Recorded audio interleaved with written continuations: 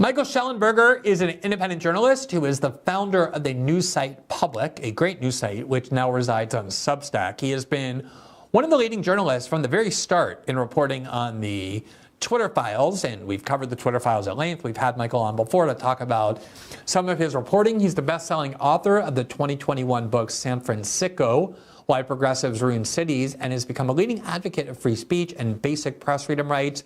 With his reporting yesterday, he released what he called the Brazil Twitter files, the documents from the Twitter files that pertain to the way in which Brazil has been not only pressuring big tech companies, but imposing censorship on them to the point that this platform, Rumble, is no longer available in Brazil because of the avalanche of censorship orders it has been getting. Obviously, this has been widely debated in Brazil. We've reported on it many times, but these new documents shed a lot of light on just how extreme and out of control this censorship regime is, and we are delighted to welcome Michael Shellenberger to our show once again to talk to him. Michael, it's great to see you. Thanks for taking the time to talk to us. Great to be with you, Glenn. All right, so let's start, first of all, before we get to some of the substantive revelations, with the question of why did you choose to report on Brazil, and why should Americans care about what's happening in Brazil? Well, first I should say I feel a little bad that it took us this long. You may remember that the first Twitter files came out in December 2022, about a month after Elon Musk took over the company. We've had these files for a long time. There's just been a lot of material to go through. And as you know, you've done such good reporting on it. There's a worldwide crackdown right now on free speech in so many countries: Ireland, Scotland, the European Union, Britain, Canada, the United States. So I feel a little guilty about this. Brazil's a country I care a lot about. I lived here 30 years ago. I was invited back this week. I'm actually in Brazil right now at a conference on freedom issues, on free speech issues, of course. So I felt this obligation to look through the files again and look a little harder, honestly.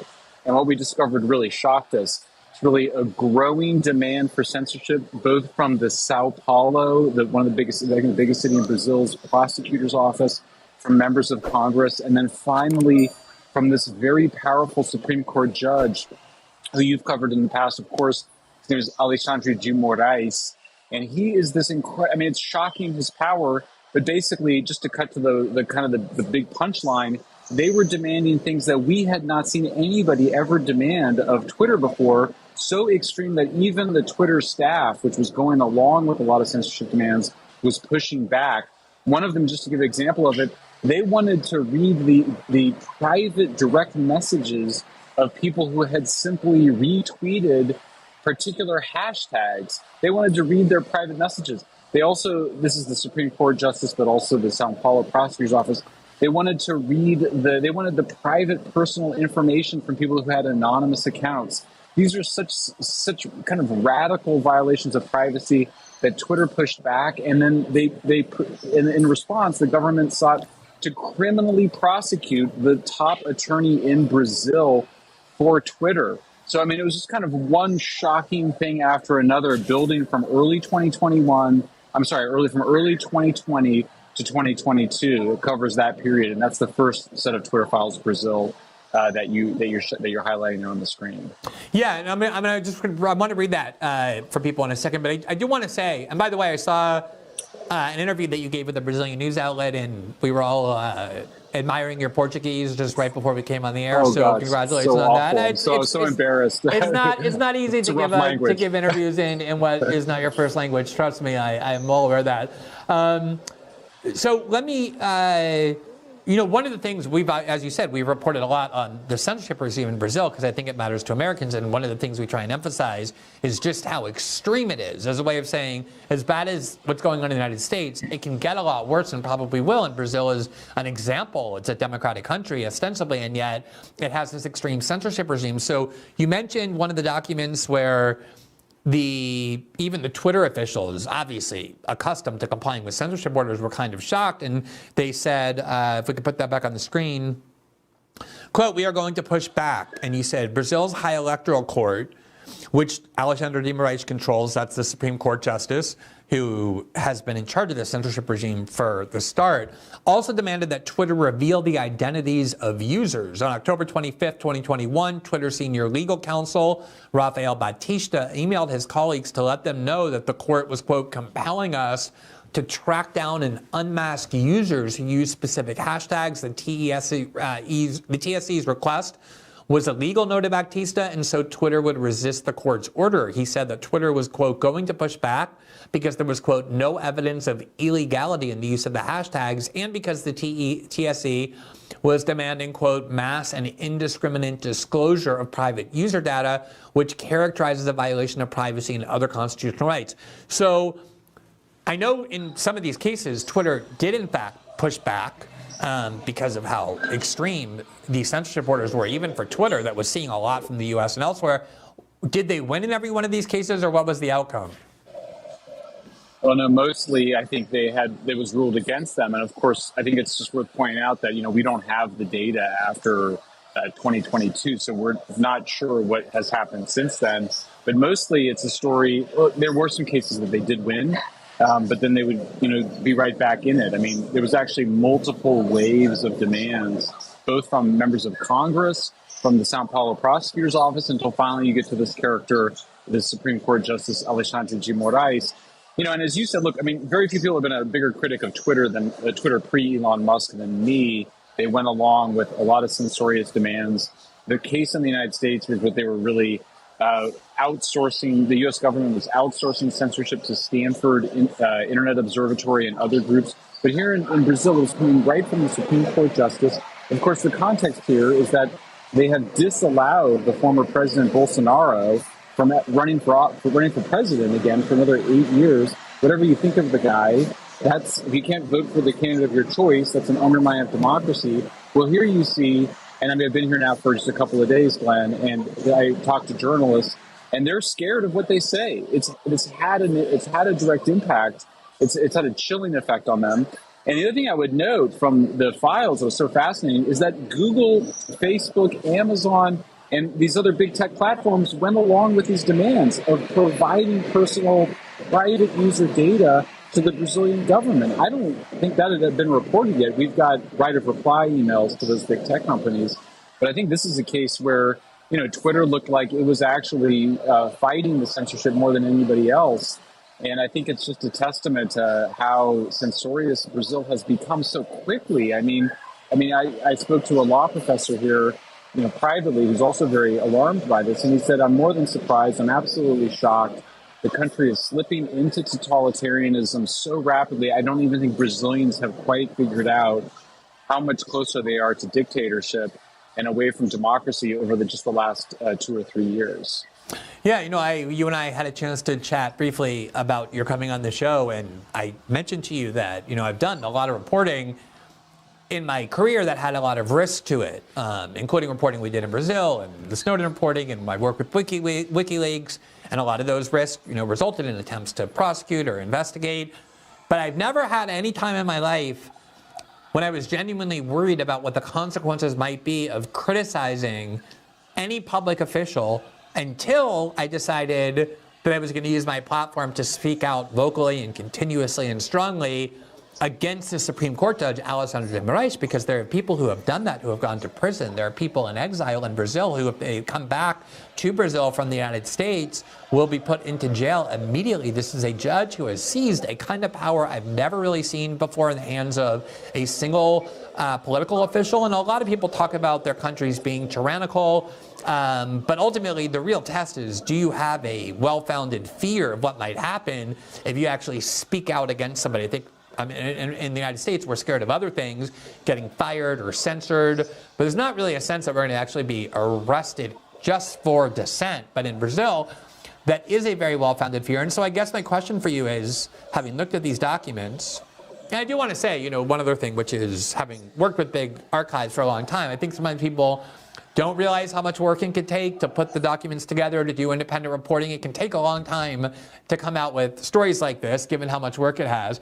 But given that you've now spent a good amount of time with these documents, you're here in Brazil, you're talking to journalists, political officials, to specialists and the like, How much on the path of Brazil do you think the United States is?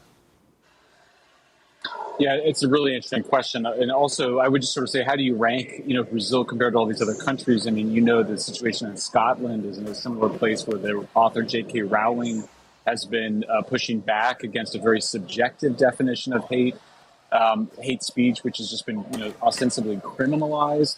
And I wanted to say one other thing before I answer your question, which is also, I'm so struck by often the pettiness of the demands. And this Supreme Court Justice Jim Moraes is very petty. So often they're going after people that have said mean things about them online. It's kind of, but also we saw members of Congress demanding censorship of people. There's like a kind of a thin-skinnedness, a kind that suggests a kind of narcissism, which of course is very common among politicians. But then to see it weaponized in this way, in the United States, the politicians know that there's this thing called the First Amendment, which prevents them from persecuting their political opponents or shutting them down. Obviously, in Brazil, they don't have that strong First Amendment protection. So I would just say, yeah, I mean, it's, we're very bothered by the censorship laundering through the censorship industrial complex in the United States. That's what was so scary. They were engaged in mass censorship involving these supposedly non-governmental organizations, but have been funded by the U.S. government to provide lists of posts that they wanted censored. They were targeting whole narratives.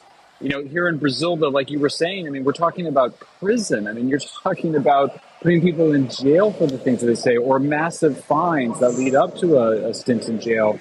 So the chilling effect on speech is the thing that I'm coming away from my visit here most struck by, is that even people that are very strong and that are big believers in free speech and really are people that you would normally count on to speak what they want to say, they're watching what they say. They're careful what they put online, and understandably so. And so I think to see this descend in this way to this kind of totalitarianism, I think it should be a wake-up call to everybody in Western countries that has seen some amount of censorship. But we should look at Brazil and go, this is a country that's been a democratic country since the mid-1990s. It's obviously had a dictatorship for 30 years before that. To see it happening here is just really sad and discouraging.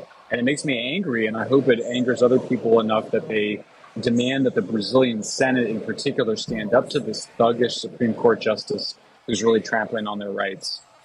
Yeah, I mean, I think one of the things it shows is that you can still have a country that still holds elections and yet still find ways to radically abridge rights.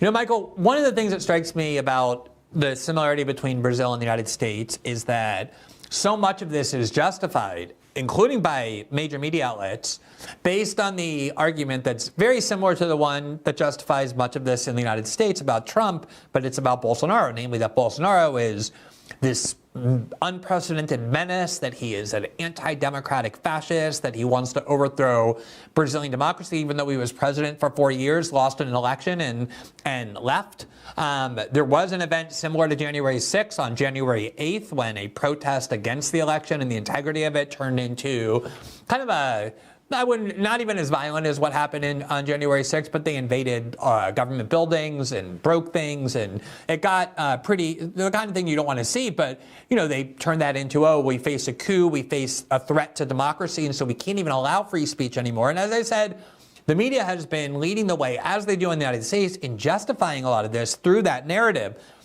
You've been in Brazil now since you did this groundbreaking reporting, and it was just 24 hours. But when I've seen you on Brazilian media and being interviewed by Brazilian media, it's typically been right-wing media. I'm wondering whether you've gotten a lot of coverage about your reporting or requests to interview you from sort of the big Globo-type mainstream and corporate media. Well, I am happy to report that I just heard from Globo, and they are going to do an interview with me tomorrow. Globo, of course, being, I guess, I don't know how you would say it. It's like one of the big networks here, maybe the biggest media conglomerate. I also had a chance to speak with about 30 journalists, mostly young, around 30 years old, young journalists, promising, good journalists. But they Brazilian journalists here in Brazil, but they kept asking me, what are you proposing? What do you think should be done about all the misinformation? And I just kept responding, well, you should do what I do and what other people do, which is that you correct it. I've written 2 books that are basically criticisms of misinformation. One, misinformation on the environment, another, misinformation on homelessness. That's the response. The right response to misinformation and hate speech is free speech. It's accurate speech. It's loving speech. It's speech that pushes back. And that's just, I think, something that was more understood by people more of our age, Glenn, Gen Xers, baby boomers, people that grew up with these amazing Supreme Court rulings that allowed the neo-Nazis to march through neighborhoods. That seems like a really foreign thing for a lot of young folks. They don't seem to appreciate that, that of all the peril, the tyrannical danger of allowing a committee of a small group of people to decide what you can and cannot say online. I think there's something really wrong with us, or wrong with people that hear things they disagree with or they consider misinformation, and their response is to want censorship. I mean, I disagree with almost everything I hear all the time. I mean, I mostly disagree with what I see on social media or on the news. I agree with a smaller part of it, and yet I would never imagine that the right response is to have a secret committee of journalists or government officials whose job it is to decide what the truth is in advance and shut down those alternative voices. A big part of getting stories right and getting issues right and even changing our own minds is being able to have that free expression.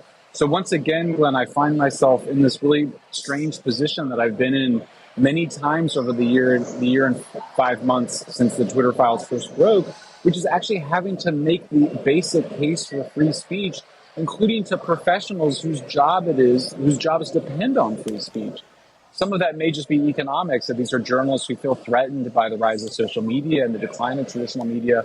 But I just think another part of it is cultural, where these are folks that have grown up in sheltered environments and they have a really naive view of the truth of the world. I try to always ask people, can you give me an example of a time where you said something that you think the government should have censored? And the short answer is basically no one has an answer to that question. The people that are demanding censorship are not imagining that they themselves will be the ones that are censored. So I do think it's those sorts of interventions that are required. And it's the same, like you were saying, I mean, that part, the cultural response from journalists in the United States and in Brazil and in Europe, it's basically the same. They just keep going, we can't allow all this misinformation. And the answer to that is, of course you can, and you can respond with the truth and the accurate information as you see fit. Yeah, there's such a hubris required, I think, to believe, like you said, I mean, I have a ton of very passionately held political views, and I have never once in my life entertained the idea that there should be some government body or some group of elevated experts who have the power to silence the people who disagree with my passionately held views. It would never occur to me to be so impressed with my own wisdom that I would think that people should be banned with the force of law from disagreeing with me. And yet, and I think you probably have seen this in Brazil, even more so than the United States, because there's no First Amendment, because the idea of absolute free speech is considered almost this kind of exotic or extremist or even fascist doctrine. It's just so ironic because every fascist regime doesn't implement absolute free speech. They implement censorship that looks a lot like the regime that you just reported on, but they nonetheless believe free speech is this kind of absolutist thing. And the one question I always have for them is, look, maybe it would be great to live in a world where all false statements were banned and all hate speech was eliminated. But the question always is, who do you trust to decide that? Right now there's a prominent left-wing journalist in Brazil he's Jewish, but he's a harsh critic of Israel, who's being prosecuted and sued under these hate speech laws for inciting hatred against Jews and being anti-Semitic because of his criticisms of Israel. And I don't see how the left has any grounds to object other than by saying, well, the law is being abused. And, well, okay, if the law is being abused, doesn't that show you that that's a pretty big danger to the kind of system that you're advocating? Let me just ask you as the last question. I want to just put this email on the screen. This is one of the documents you reported. It's from Diego de Lima Gualda, who's an official with Twitter. And this is in 2021 in August, where he wrote, just an update. Our request to postpone the on-site meeting with the Superior Electoral Court was denied and the meeting will take place tomorrow at 11:30 Brazilian time. There is a strong political component with this investigation, and the court is trying to put pressure for compliance. In the decision denying the postponement, the court has clarified Twitter is not expected to provide any information.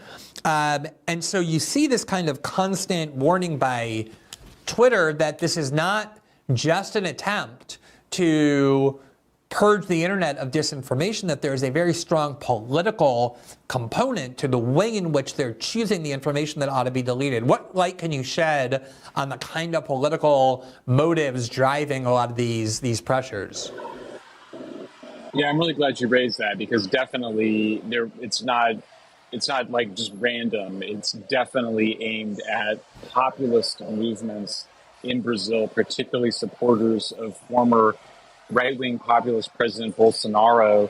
This fits the pattern that we're seeing around the world. It's really after Brexit and Trump, our elections in 2016, Bolsonaro is 2018.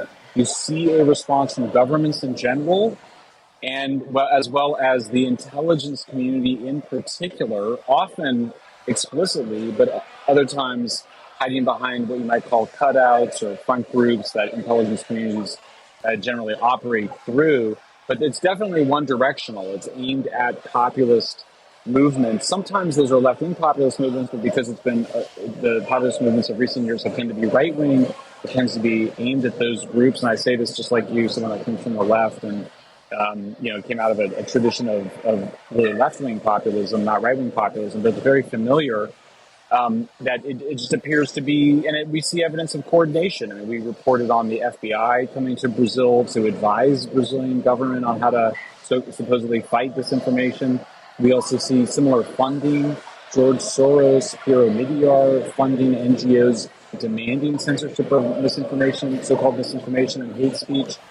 I will say, too, Glenn, to your point about the demands for censorship, often from the right of critics of Israel, part of my reaction to that, of course, was, horror that's going on. Another part of me was like, well, I hope that helps to wake up some folks on the left, because when Matt Taibbi and I testified before Congress a year ago, Matt said at the time, he goes, you put in place a censorship regime and you think it's going to work for you, but it'll be turned against you. And at the time, I remember thinking, I don't know if anybody's going to believe that. I don't know if any Democrats are going to believe that. But boy, they should believe it now, because we've seen that happen in the United States, and it sounds like you're saying it's happening here in Brazil too, where you start to see conservatives demanding censorship of voices critical of Israel. And I think that is hopefully a chance to have a kind of what you might call a teachable moment, where we're reminded of how sacred free speech is, that it's something that we want to defend on principle, not just when it benefits our side. We do not want to be on the side of censorship. I do think, when you talk to people about this, even scholars, intellectuals, people are supposed to think about it.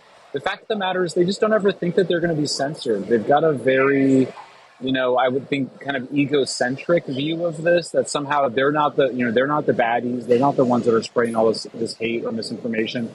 Often they're just strangers to themselves, and they're blind to their own misinformation and, frankly, their own hatred of the masses, who now have voice through social media. So I do hope there is that chance for a wake-up call. I haven't seen as much of it as I would have liked from the left, but I do feel like, again, we keep coming out with this information. We keep pointing to the signs of government involvement, particularly the intelligence community. That's incipient totalitarianism. It should be raising alarms and red flags all around the world from people that cherish their freedom, and haven't really seen it tested like this, in 75 years, I would say. So I do hope the Twitter Files Brazil becomes another moment for, freedom-loving people on left and right to remind ourselves of the importance of free speech. Thanks for watching this clip from System Update, our live show that airs every Monday through Friday at 7 p.m. Eastern, exclusively on Rumble. You can catch the full nightly shows live or view the backlog of episodes for free on our Rumble page. You can also find full episodes the morning after they air across all major podcasting platforms, including Spotify and Apple. All the information you need is linked below. We hope to see you there.